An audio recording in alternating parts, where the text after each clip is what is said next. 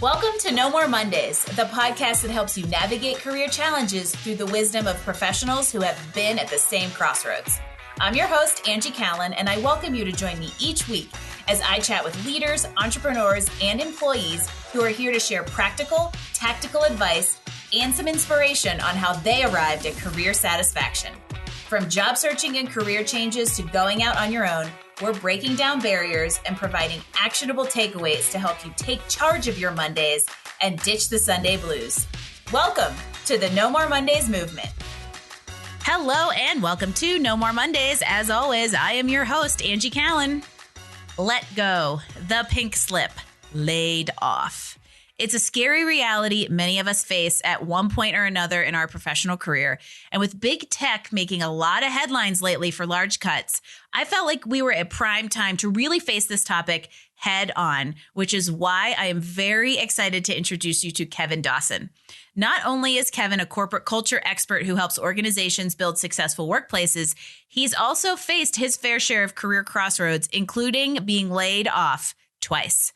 What drew me to Kevin was his perspective that every single time that rug got pulled out from under him, it ended up slingshotting him towards something better.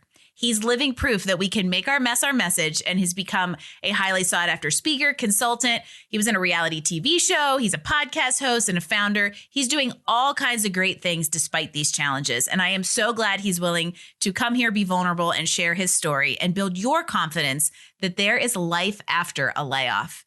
I hope you all help me welcome to the show, Kevin Dawson. Thanks, Angie. I'm excited to talk about all these things today.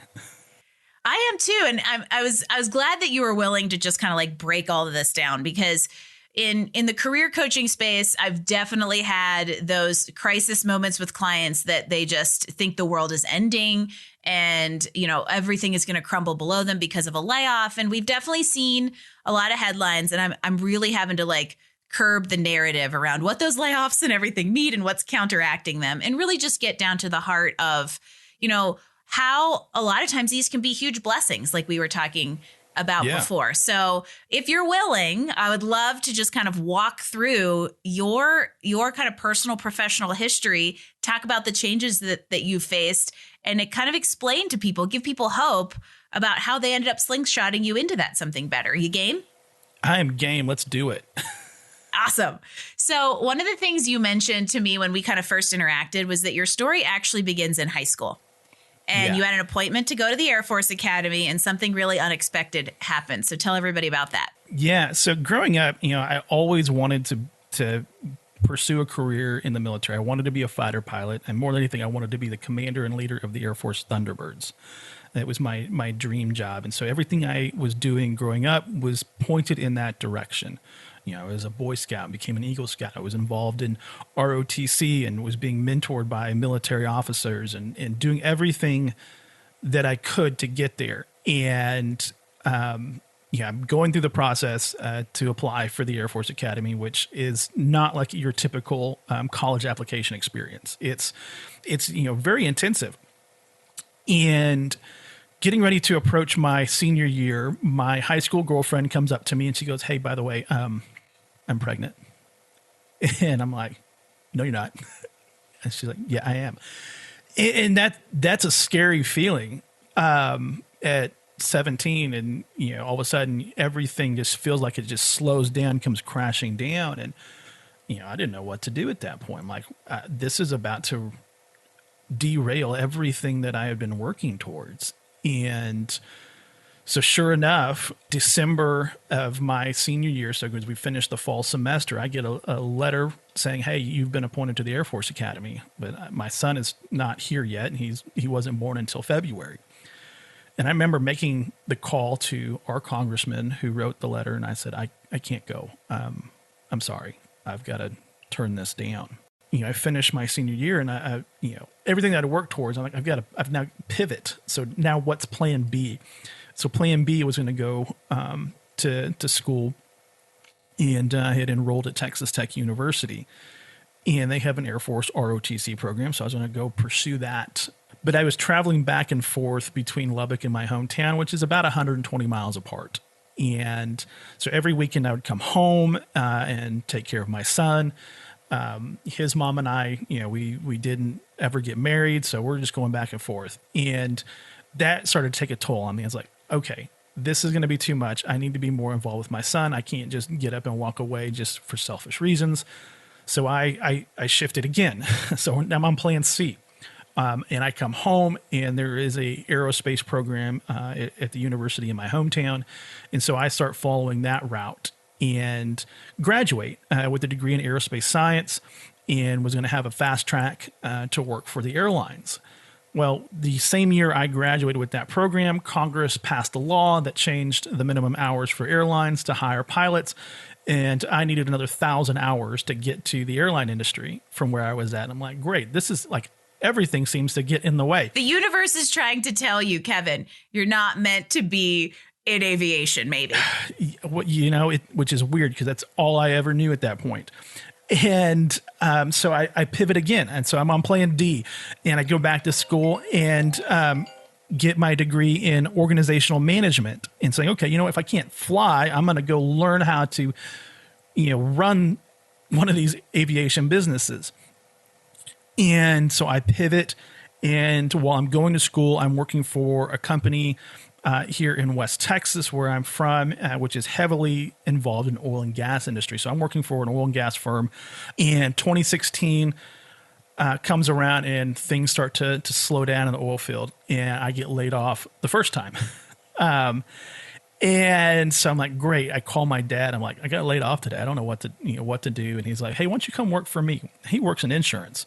And I get into insurance. And along the way, as I'm working with these employer groups, I start to learn that the insurance tools that we were providing didn't solve all the issues that they were looking for.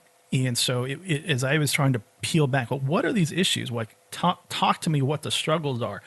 And I started to learn a little bit about, employee engagement and leadership development and organizational culture. I'm like, well, these are all things that I learned as I was pursuing this career towards the Air Force. Like, these are some of the same things that they're dealing with, and trying to train better leaders and build great culture and keep engagement. And so I started to pivot a little bit into that direction of, well, let me help you here. And so as I was doing those things, I was gaining a lot of experience, and a lot of employers were starting to reach out and say, hey, can you help us too?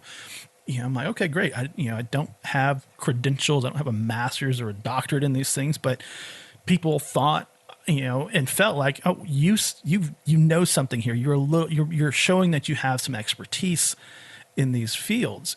And so I'm starting to get more of those. But at the same time, the company I was working for, we had a senior VP of our region who was one of the largest regions for that company. And he comes and tells me, hey, all these speaking engagements, all these extra projects you're doing, that's not what we hired you to do. Like, you don't have the background, you don't have the credentials. And so you need to stop doing that. That's short-sighted leadership right there. No offense to anybody. It was very short. I mean, it pissed me off. Like, yeah, you don't believe in me. Like, I'm bringing new revenue in and new opportunities for us to continue to grow. If that isn't a case study in exactly why they needed you to be doing exactly what you were doing, I don't know kind of what else is. Yeah, it just, and I remember I was sitting in a parking lot for Holiday Inn Express in the town of Schulenburg, Texas, which is halfway between Houston and San Antonio.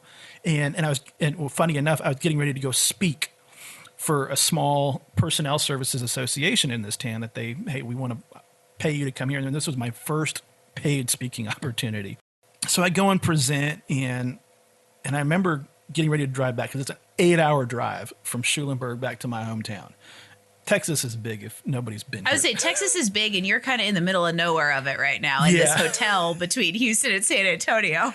And I've got an 8-hour drive back to think about this crappy conversation. And I remember I called my dad, and I was just like, look, this is what was said, and I'm a little frustrated by it. And he's like, you've got some time to think. So I'm driving back and trying to figure out, like, man, what do I do? I was still fuming over that. I walked in the office the next day, it was Friday, and I told my dad, I said, I don't think I want to keep doing this. Like this, if this is what I'm going to get the pushback on, I don't want to be here, because I've found these issues, and people are reaching out to me to help solve these issues. Like, that's where I need to focus my direction. So as I'm trying to figure things out, and this is, middle of 2019, I start getting the idea of launching a podcast. I was like, well, you know what? I want to continue to expand my influence and create some thought leadership content. Just because if the company I'm working for is not going to let me do it, then I'm going to do it on my own somehow. And so that was the launch in 2019 of the Leaders and Loggers podcast, where I was just sharing, my thoughts on leadership as I was learning and the issues that came around. And then I started interviewing people. And, and it took some time to kind of grow that. And I'm just kind of moving along. And then, March 2020 happens and we all go, all right, go stay home for 2 weeks. And 2 weeks never ended. Turned into 3 years. And are we not at home yet anymore? Yeah. I don't even know what year it is. Yeah. And so we're moving in that direction, my podcast and my voice in this sector is starting to gain some more influence. And I remember it to this day. It was a Thursday, the last Thursday of April. I get a phone call from someone who had connected with me on LinkedIn, said, hey, I came across your podcast. I want to talk to you about what you're doing and some things. I'm like, great, love that. You're the first person that I've never met who just calls me out of the blue and said, hey, we want to talk to you about these things. I'm like, that's kind of cool. And so I take this phone. We spend 90 minutes talking about just all the things that I wanted to do to develop, programs and really help employers and leaders become better, to not have to deal with all the BS that I've had to deal with and I see other people dealing with. And they're like, well, hey, we want to help coach you in some of these things. I'm like, great. I've never had a business coach. I've never had anybody work with me on these things.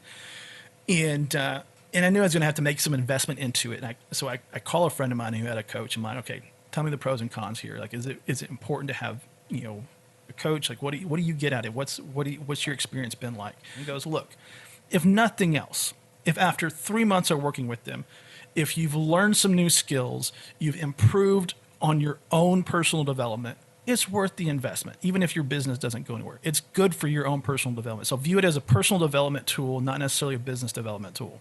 And I'm like, okay. And he's like, also, I'm paying $24,000 a year. You're paying $3,000. Shut up and pay them.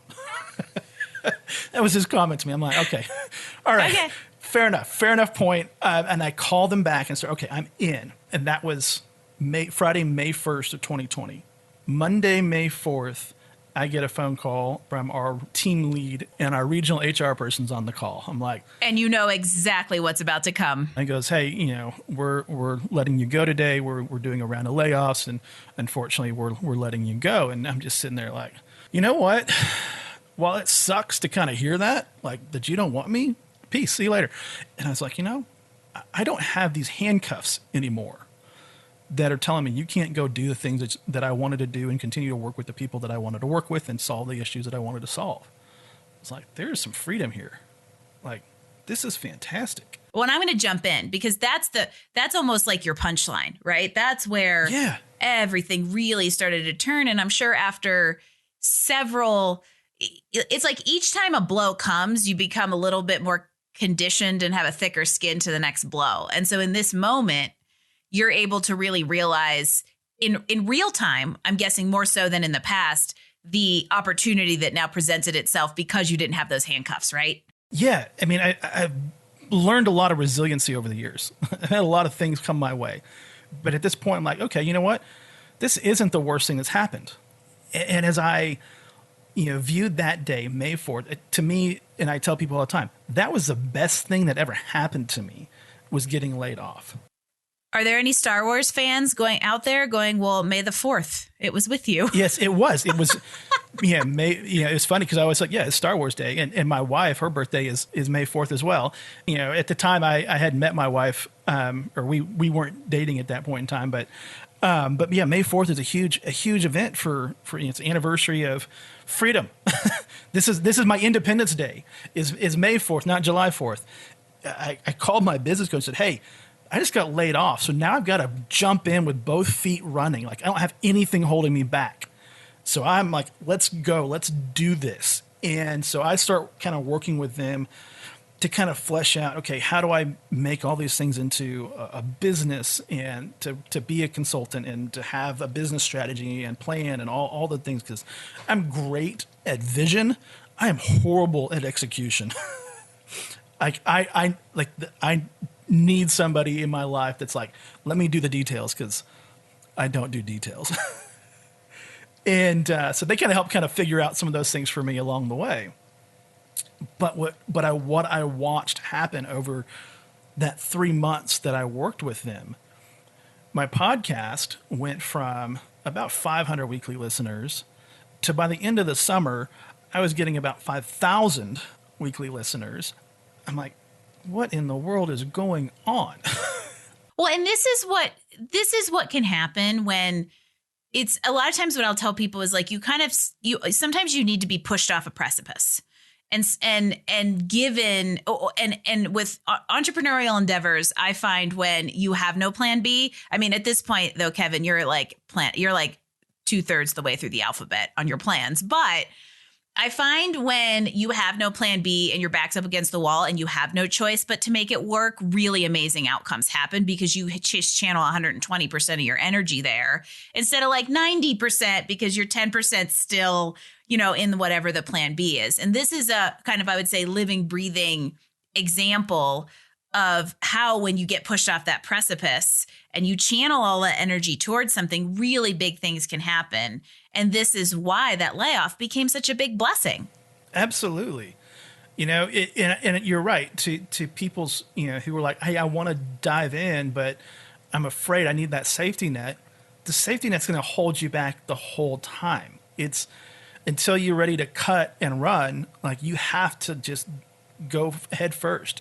Well, and I think that that's a great advice. And one of the things I wanted to ask you is I would love for you to give even some more advice, because very specifically, this blessing had to do with like moving into entrepreneurship, but you had gone through a layoff where then another employment experience came after it. You had the kind of like complete redirects early on at a young age when I would say the mental maturity is a lot different to be able to handle those big hits. But in each of those kind of like big rug pulled out from under you situations, you had to kind of build skills. Resiliency is the perfect word. And so I would love for you to give everybody out there a little bit of advice. Like maybe somebody's just gotten laid off. Maybe they're a little scared. They're fearing a layoff. Maybe they've got a side hustle they'd love to dive into. There's something happening around that whole job security piece. Like how can they put themselves in a good position? What advice do you have for them?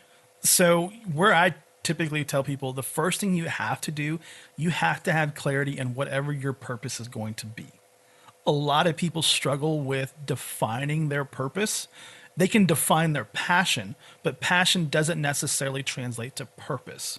For example, I am very passionate about aviation still, very passionate about craft beer. I'm very passionate about my wife. But those don't necessarily translate to what my purpose is. Now, your purpose will have passion, but not necessarily is your passion your purpose. Moment of silence to digest what Kevin just said, because the addition, or I would say kind of like reframing of that, I'll say, is that we've heard for a lot of our lives, oh, go find something you're passionate about it and do it, and you'll never work a day in your life. Like, can I just be real about it? Because most of the things we're passionate about aren't really well monetized unless you're Picasso. And I don't even think he made money until after he died, right? Because those things that are passionate about are typically tend to be less lucrative. However, if you can channel that into, therefore, how can I use this passion and create a purpose out of it, or use it to enhance, or it's one element of how I carry out my purpose. Now things get a little bit more kind of realistic. So for instance, for you have a podcast talking about craft beer in conjunction with the professional landscape. It's an element of your passion coming into your purpose. Absolutely. And so, really being able to define that clarity, getting so clear that you can say, it's that elevator pitch mentality. Like if you can't, describe what it is that you do within 30 seconds, people are going to be like confused. Well, what do you do? Like, You need to be that precise. And that only comes when you have clarity. And a lot of people, and I think for me along the way, I had, this big vision, but I didn't have clarity. I had an idea, but nothing concrete.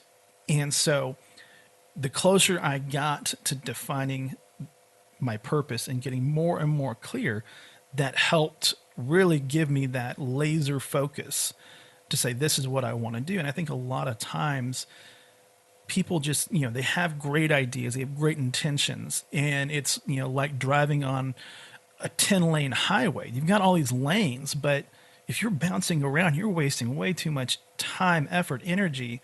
You just need to be in one lane.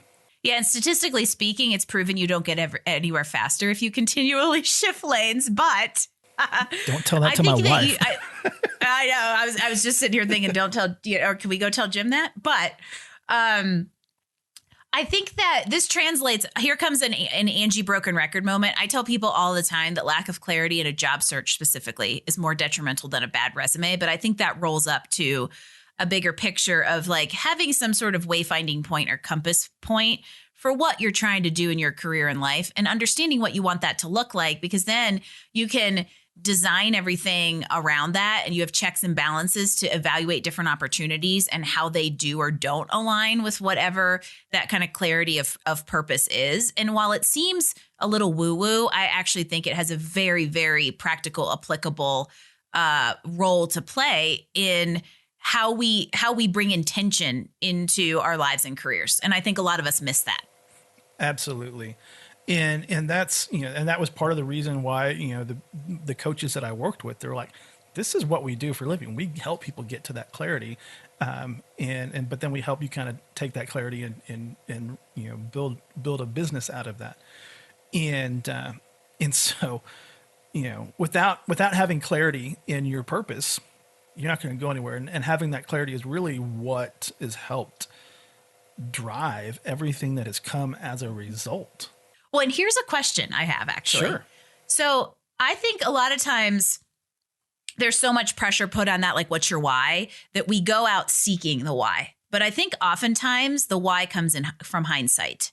And I'm curious for you, like, I don't know that I knew what my purpose was until I was doing it. And I think that, like you, a lot of circumstances, challenges, career crossroads led me to the place I was supposed to be and meant to be. And I wouldn't have gotten there if the, excuse my French, shitstorm hadn't come behind it, right?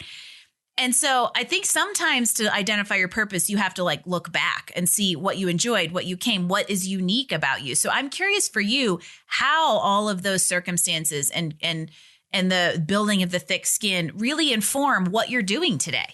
That's a great question. And that's really the starting point for anybody to get that clarity. Is you start with overcoming something, whether that is overcoming a job loss, overcoming some sort of traumatic event, overcoming, you name it. And usually it is something very impactful that happens before, you turn 25. It's that key moment in your upbringing that really defines who you are as an individual, and it also kind of defines, because you've gone through something like this, whatever that is you're overcoming, it shapes how you want to move forward. And for a lot of people, it's whatever that event was, your mentality is, I want to help people not have to deal with that, And so, for me, is overcoming not only all of the lost dreams, but it was, a loss of, relationships and a loss of other things along the way. Once I kind of figured out, okay, those are some things that are there, then I kind of looked at what was I taught, kind of my natural tool bag of things that I've been taught over the years that, well, this is how you be a leader, and here's how you lead a team, and here's how you, replicate those things. I was learning those, all the way back in junior high. But I didn't know some of those things. And then I was trying to, look at, well, where's my focus going to be? Because I didn't want my focus to be pulled in too many directions. I needed to have, a good focus that would pull me in a direction. and then align all of those things with, what were my own natural advantages. Everything you just listed, you have unique answers and conditioning around because of what we've all gone through. And you hit the nail on the head when you said that about kind of helping other people through the same things. When people like us have empathy for when you go through these types of situations because we've experienced it. And I think that that adds a really incredible layer of understanding and kind of trust in the process that can really help outcomes. And, what I want to do and what I hope Kevin is doing in helping you hear all of this is that there really is life beyond the layoff. And in fact, it's probably a life even more worth living, which is absolutely incredible. And it would have been very easy to be a victim of the circumstance at any one of I think there's really 4 big moments with lots of little moments in between. But you could have easily been a victim at any one of those points, and your life would have taken a very different trajectory had you not looked at it as that slingshot to something better. Absolutely. And I knew it's like, I don't want to ever have a victim mentality. Bad things happen to good people all the time, and there's no explanation why. But I could sit and go, oh, woe is me, look at what I've been dealt, or go, okay, yeah, this sucks. How do I change it? How do I get better from it? How do I move forward? And that was kind of the mentality that I wanted to take. I was like, look, I'm just going to keep moving forward. That's all I know how to do is just head down, feet forward, let's go. Well, and I'm actually going to refer back to a previous episode of No More Mondays that aired recently with Michael O'Brien. And what he does, what he did is that exact same, I could be a victim or I could use this as an opportunity. And this is what I'm about to say is a good tool in your tool belt, because I think a lot of kind of, Kevin, what you went through was very, like, I would say organic and even subconscious of just saying like, okay, I'm not going to be a victim, but I'm just going to go do. Whereas like Michael says in his episode, instead of looking at a situation and saying, why is this happening to me? Why is this happening for me? And so if you're really struggling out there, maybe you need to kind of turn the tables and get a different perspective and say, how can I use this as an opportunity instead of letting this kind of pull me down? And whether it was like really at the forefront or not, every single one of these crossroads you faced, you were able to do that. And it's led you to where you're at today. So this is peppered throughout the episode, but I want to really tell everybody, like, what are you doing today? You've got your hands in all kinds of different stuff, podcasts. I am all over the place. So yeah, being able to have pivoted in the ways that I have over the years, it has allowed me where I've got this podcast. I produce another podcast, the Investor Professor podcast, for actually one of my former professors. He was like, hey, you're the only person I know that podcasts. Let me, would you help me? And it kind of turned into some other things. I got another podcast for an insurance technology firm that I work with. That we just launched. I still do consulting. I do a lot of keynotes and workshops all over the country. I'm working on my first book, which is the hardest thing I've ever done. It's so hard because you just want to be done, and it just isn't. It's such a long process. It is. Well, and that was part of the reason why I started the podcast. A friend of mine, Bruce Waller, who is another author and podcaster, I call him the chairman of my personal board of directors. And Bruce was like, hey, you should do a blog. I'm like, no. Yeah, it's like, I've got some background in audio video. Maybe do a podcast. And so that's kind of where that went. But now I'm in the process of writing the book, and I'm like, oh, I still hate writing, but I'm powering through it. And it's not as hard and as I think I put it in my head mentally beforehand, like, oh, this is going to be this daunting task. But I mean, it is a challenge, but it's a good challenge. I needed a good challenge. I filmed in 2021 a reality docuseries called 4 Days to Save the World. So think Shark Tank meets TED Talks. And the only reason I got involved in that was because I love both of those things. So you just appealed to my senses. It was such a unique experience. And the only reason that I got invited to be a part of it was because someone came across the podcast.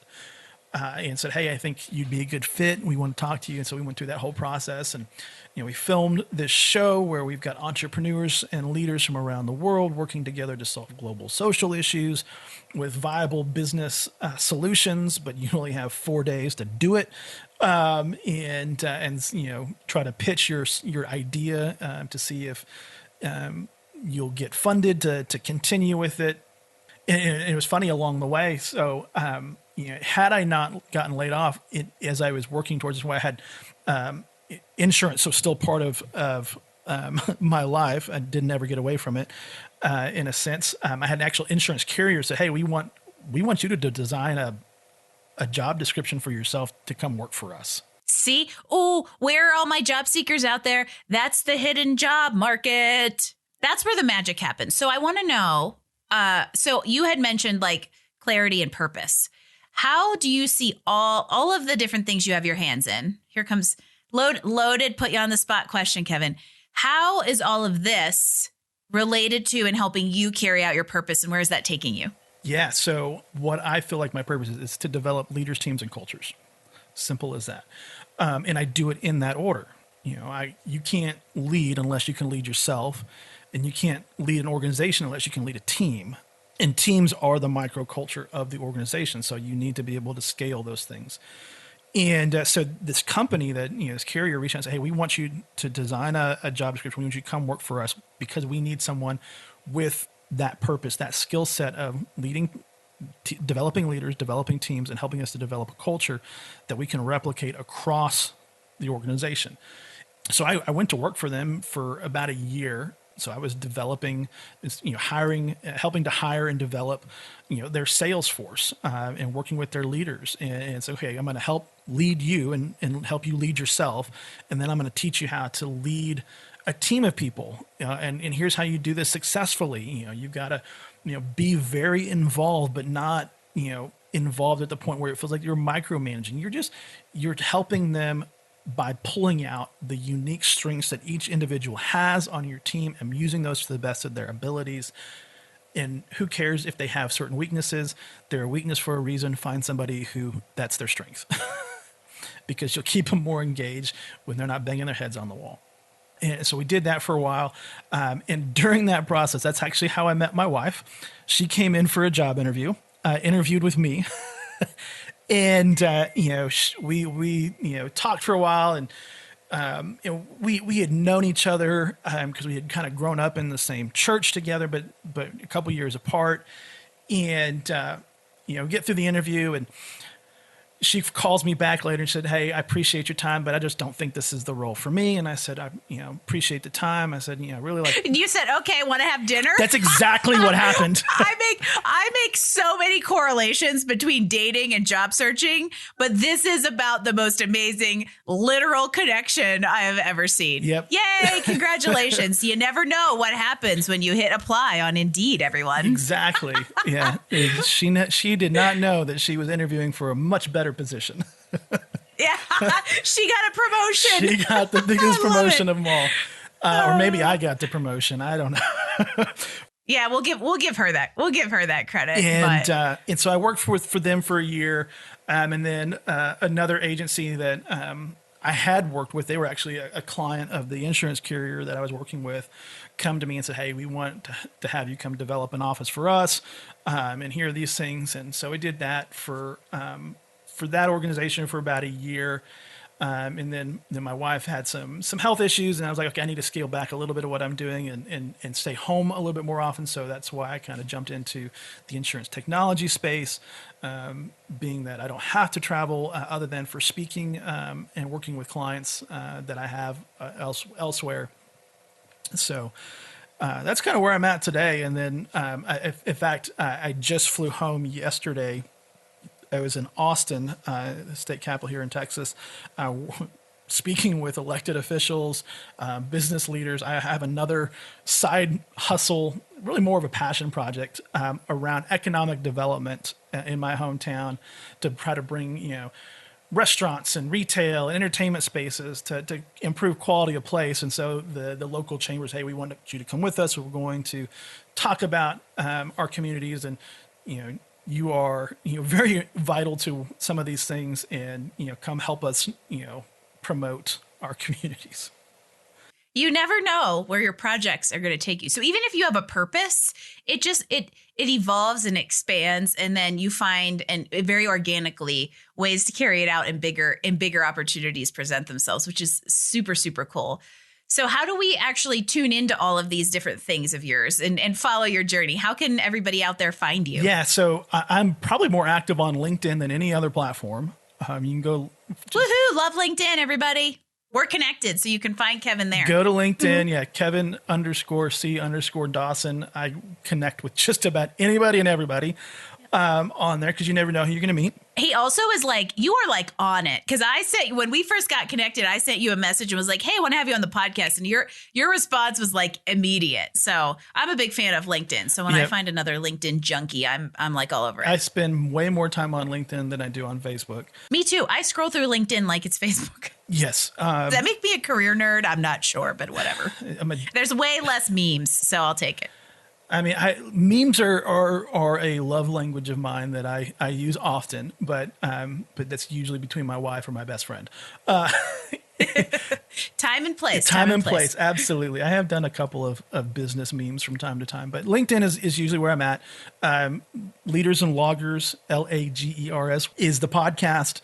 That is my own personal podcast. We took a little bit of time off when I got married. I needed to spend some time with my wife. Got an amazing stepdaughter that I got to have join our family. So which I had no idea how to deal with girls. I mean, my whole family's all boys, so I needed some time to learn what I could. I still am in over my head in some places with girls, but it's been so much fun. So we're finally starting to re-record, and also give me time to write the book during that time, because it's hard to kind of do both at the same time. But we're back to re-recording those episodes, which they're on all the streaming platforms. We've got a couple of videos on YouTube. I've got a couple of recorded presentations on leadership and organizational culture that I've done, that I've uploaded to YouTube. I do about a webinars on LinkedIn Live webinars from time to time. And then I'm also speaking at conferences, whether it's an HR conference, leadership association. I've done corporate events. So if you want me to come speak your association, your organization, I travel all over the place. And so I'm always willing to work, or whether it's a workshop. I just launched a brand new workshop called For the Love of Those We Lead, because love and leadership should go hand in hand. And it's not just this idea, and I think American culture in general has diluted the word love. Like, we use it too much. For example, I love a sunny day. I love tacos. I love my wife. We've kind of, like, they all mean different things. And so we kind of dilute it. So what does love and leadership look like? And so we've worked on a workshop that goes along with bringing love into leadership. That's a cool concept. You need to meet my friend Jim Young. There's another podcast episode drop. He is an author around specifically to men, coaching in a concept called expansive intimacy, which is kind of like bringing love into all of our and intimacy into all of our relationships, personal or professional. So I feel like that's a very, very current and really cool topic. And just so everybody knows, we'll take a couple of the highlights of, where Kevin lives, the podcast, your LinkedIn, and some of the business stuff. It'll all be linked on the show notes at nomoremondays.info. So you can hop right to him. He's also connected with me on LinkedIn, so easy to find.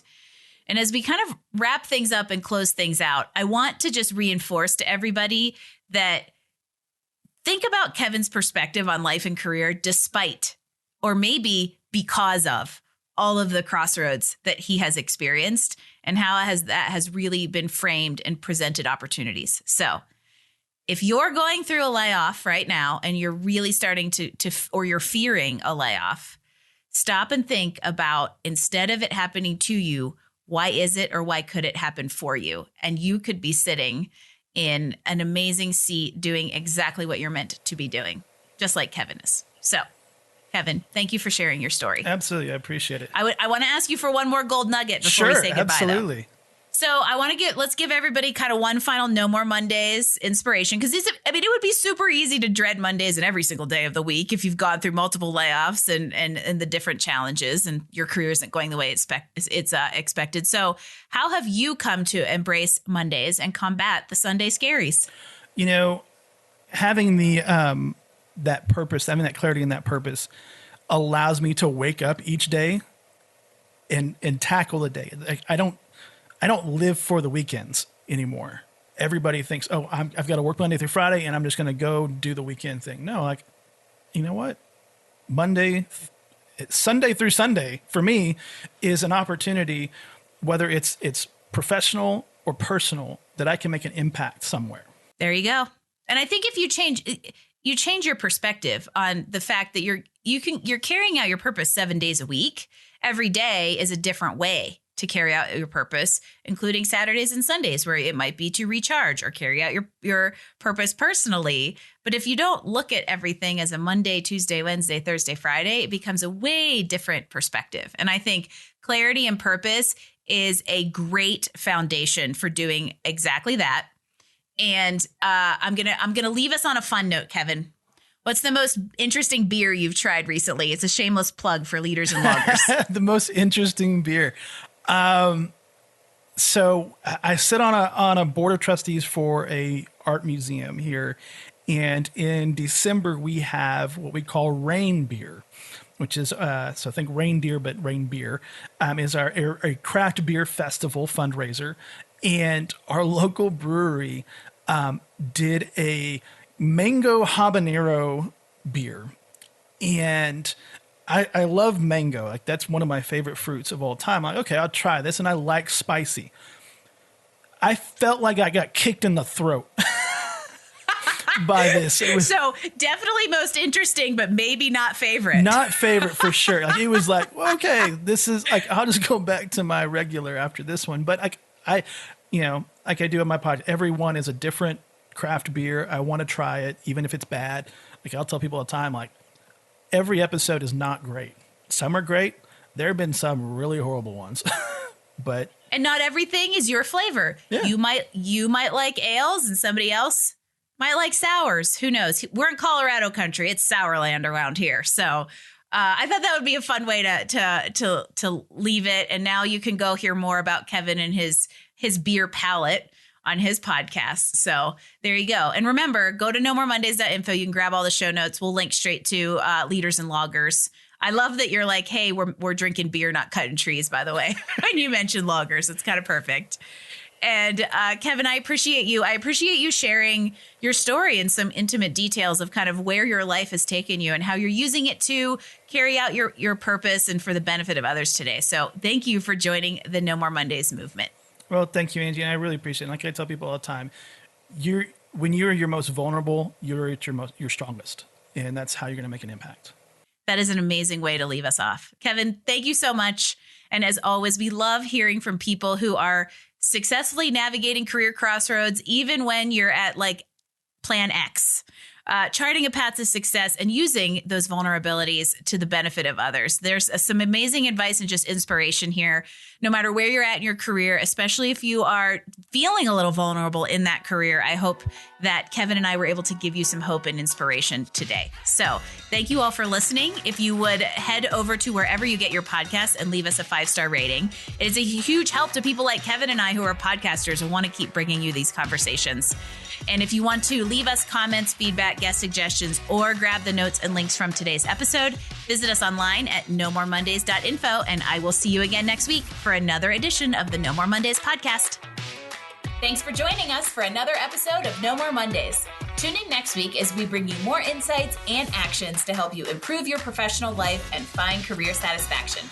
Don't forget, visit us online at nomoremondays.info for all the details, show notes, and recommendations from this episode. No More Mondays, we drop new episodes every Wednesday.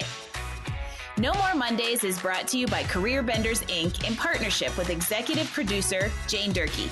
For more information about career coaching, resume writing, personal branding, recruiting, and entrepreneurship coaching services, visit our website at careerbenders.com.